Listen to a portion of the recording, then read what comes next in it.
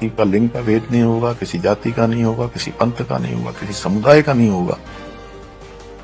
हम सबके लिए एक समान कानून लागू करने जा रहे हैं। उत्तराखंड में समान नागरिक संहिता लागू हुए अब 1 साल पूरा होने जा रहा है। यूसीसी को लागू करने वाला उत्तराखंड देश का पहला राज्य बना और अब 27 जनवरी 2026 को इसकी पहली वर्षगांठ मनाई जा रही है। इस मौके पर राज्य में कार्यक्रमों की तैयारी जोरों शोरों से चल रही है और भाजपा सरकार इसे एक महत्वपूर्ण उपलब्धि के रूप में प्रस्तुत कर रही है। इस 1 साल में यूसीसी लागू होने के बाद शादी, वसीयत, तलाक और उत्तराधिकार जैसे व्यक्तिगत मामलों में पंजीकरण की प्रक्रिया पहले से कई ज्यादा सरल और सुगम हुई है। लोगों का भरोसा सरकारी सेवाओं की ओर बढ़ा है क्योंकि यूसीसी के तहत हर वर्ग को समान कानून का अधिकार दिया गया है, जो सभी धर्मों और समुदायों पर बिना किसी भेदभाव के लागू होता है। यूसीसी लागू होने के बाद विवाह, वसीयत, तलाक, उत्तराधिकार और लिव इन रिलेशनशिप जैसे मामलों में पंजीकरण की सुविधा ऑनलाइन कर दी गई है। अब लोग घर बैठे ही यूसीसी पोर्टल के माध्यम से रजिस्ट्रेशन कर सकते हैं। सरकारी आंकड़ों के मुताबिक यूसीसी पोर्टल पर अब तक 5 लाख से अधिक आवेदन प्राप्त हो चुके हैं। इनमें विवाह पंजीकरण के लिए 4 लाख से अधिक लोगों ने रजिस्ट्रेशन कराया है।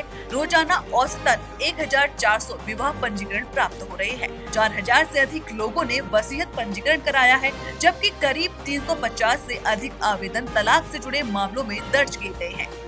यूसीसी के 1 साल पूरे होने के अवसर पर राज्य भर में विभिन्न कार्यक्रमों का आयोजन किया जा रहा है। राजधानी देहरादून में 27 जनवरी को मुख्य कार्यक्रम आयोजित किया जाना है, जिसके तहत लोगों को यूसीसी के प्रति जागरूक किया जाएगा और इसकी प्रक्रिया से जुड़ी जानकारी दी जाएगी।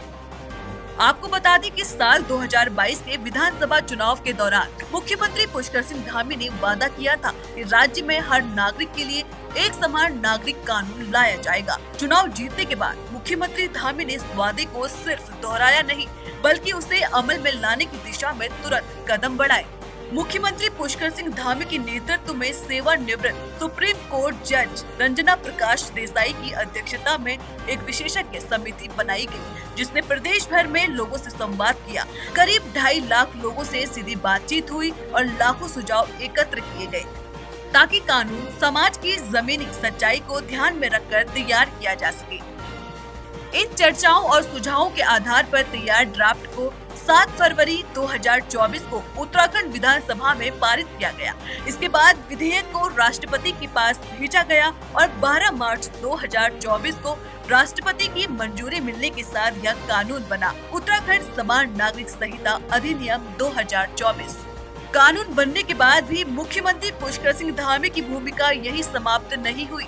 उनके निर्देश पर यूसीसी की नियमावली तैयार की गई, ऑनलाइन पोर्टल विकसित किया गया, रजिस्ट्रार और सब रजिस्ट्रार की व्यवस्था बनाई गई और अधिकारियों को प्रशिक्षण दिया गया, ताकि आम लोगों को इस कानून से जुड़ी सेवाएं आसानी से मिल सके। 27 जनवरी 2025 को मुख्यमंत्री पुष्कर सिंह धामी ने देहरादून में यूसीसी की नियमावली और ऑनलाइन पोर्टल का लोकार्पण किया।